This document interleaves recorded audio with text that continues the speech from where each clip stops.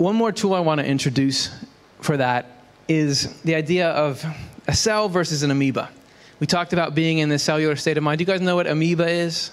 It's probably the most charismatic microorganism that's out there. They're these little blobs that walk around. They're a single cell. This quote is actually saying that amoebas are a lot like some of our cells. But what's the big difference? Amoeba goes it alone, whereas a cell is a part of an organism. Could be us, could be some other animal. So it gets me thinking about, when these threats come up in my mind, how would an amoeba feel these threats versus how a cell would feel these threats? That's a hilariously strange line, but I like it. So here we have everything that's going on in my mind. If you put yourself back into the categories and what was going on for me that made it so that I couldn't be happy even when things were going well. Even when there was no threat, I had this stuff bearing down and bearing in on me. So here's how we can break it down one by one. So if we're thinking about this, do you remember when I was talking about existential fears? That was just an hour ago. I mean, it wasn't that long ago. Remember, we're talking about those existential fears, these big cosmic underpinnings of, hey, something is going to go drastically wrong for you. Really, what gave them their ammunition was the threat of some kind of loss of joy. And when you look at fear, really that's what gives it its purchase usually, is that you're going to miss out on something, or you are going to not have potential to accomplish something, or you're not going to be able to feel a certain kind of happiness that you want.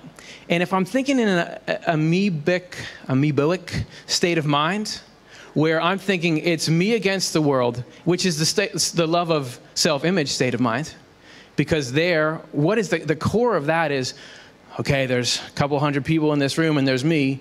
If the greatest joy in life comes from being the greatest one, I've got competition.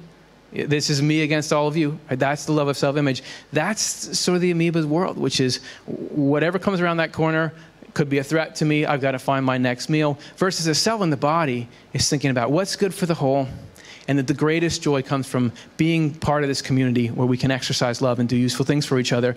So when I get this existential fear coming in and it's saying, what if you have no value, and then you won't feel the joy of whatever, what that is it's saying your highest joy, you won't achieve it. But if my highest joy is doing something helpful for people, or I know that I can cultivate that and get it to be that, how accessible is that?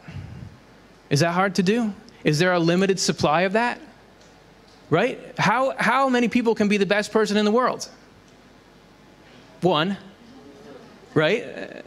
So we go from having things that are very scarce to having things that are simple, humble, accessible for everyone, and actually positive feedback loops where when I'm living from the love of usefulness, not that there isn't, not that I don't care who I am, not that I don't know who I am, not that I don't like nice meals, but it's for the thing that I know is that my passion, what I really go after, is how can I help in whatever form my particular help is, in whatever little part of the world I'm supposed to be.